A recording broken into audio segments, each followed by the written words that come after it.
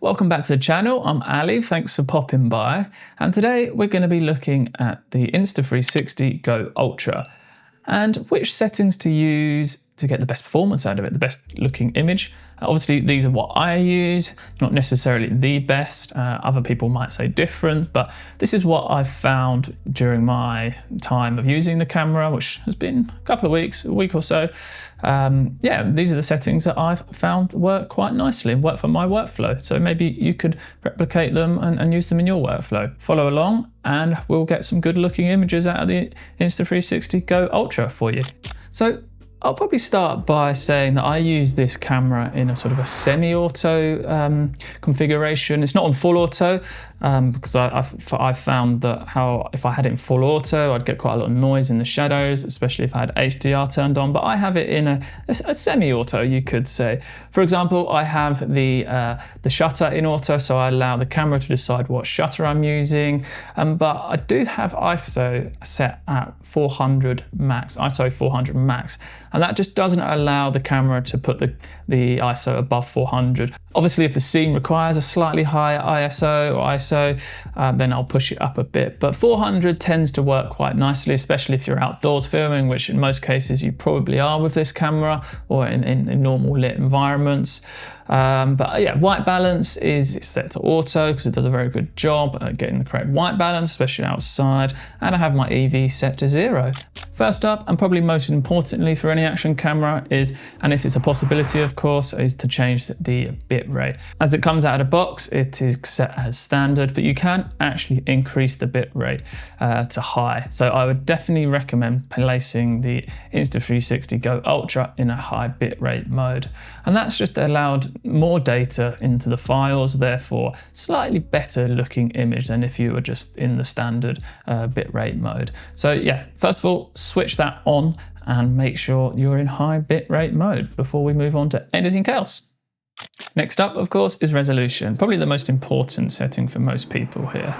And we want to be making sure we are shooting in 4K at 25 FPS. And if you're in a power region, and if you're just doing sort of a standard vlog or just normal filming and not wanting to slow it down, then 25 FPS in 4K is where you want to be for resolution. So make sure you change that setting because that's going to be an important one to make sure that image quality is.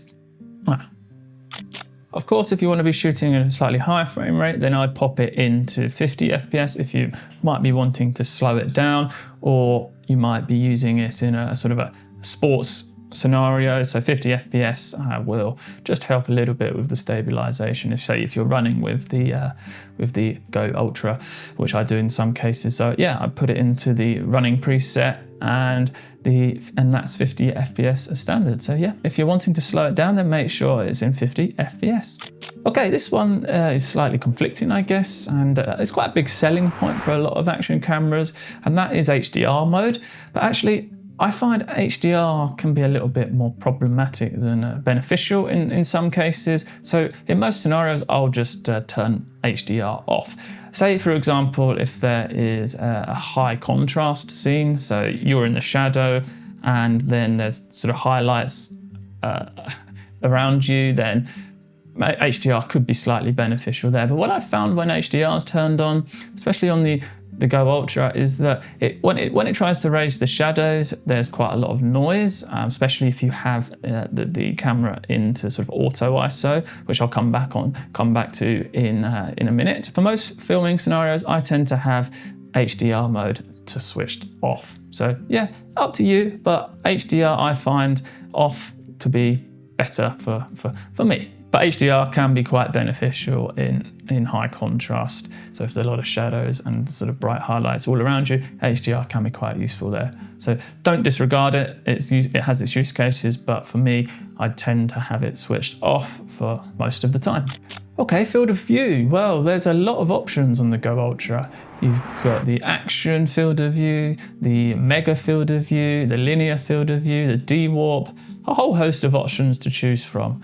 But for the majority of cases, because it is an action camera, then I find that the mega view works quite nicely. It just gives you a little bit wider field of view, and that's kind of the purpose of a lot of action cameras anyway, to have that nice wide view, especially when you're in a vlogging scenario. So when you're filming yourself or a subject, you can get yourself, there's more of you in frame, you can see the surroundings, so it's a little bit of a nicer field of view. Maybe a slight warping on the edge, but generally mega view, if you're the center of if you're the subject and you've got your subject in the middle of the frame, then it should be a nice field of view. Linear, if you want to get rid of all that sort of warping around the edges, then linear is your go-to. But for me, in most case scenario, I'll be using that mega field of view just so I can get a little bit more in my frames, and the viewer can see a little bit more of what's going on. So yeah, mega view, but again, experiment and see what works for you. So moving now on to stabilisation, and you would have noticed there are a few different options. Obviously you can turn stabilisation off, which I don't know why you would want to on an action camera. And then you've got low stabilisation, medium stabilisation, or no, standard stabilisation should I say, and high. I use standard and high. So if I'm out and about running and I've got my running preset turned on, I'll put it into high just to sort of make it a little bit more stable with that up and down motion that you get with running.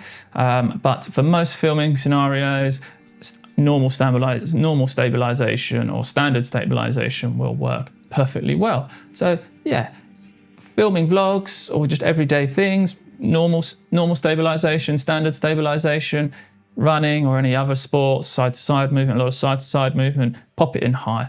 And yeah, but what you will get in high stabilization, even in standard stabilization, you'll get a little bit of cropping, not too much, but if you want that wider field of view, then maybe just keep it in standard.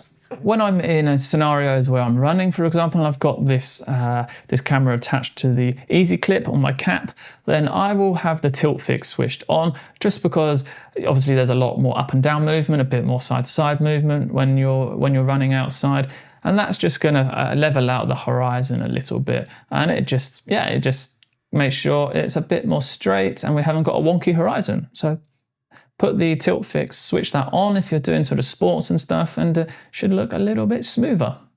So another setting to look out for is sharpness, and you'll see in the camera there are 3 different settings: low, sort of medium and high sharpness.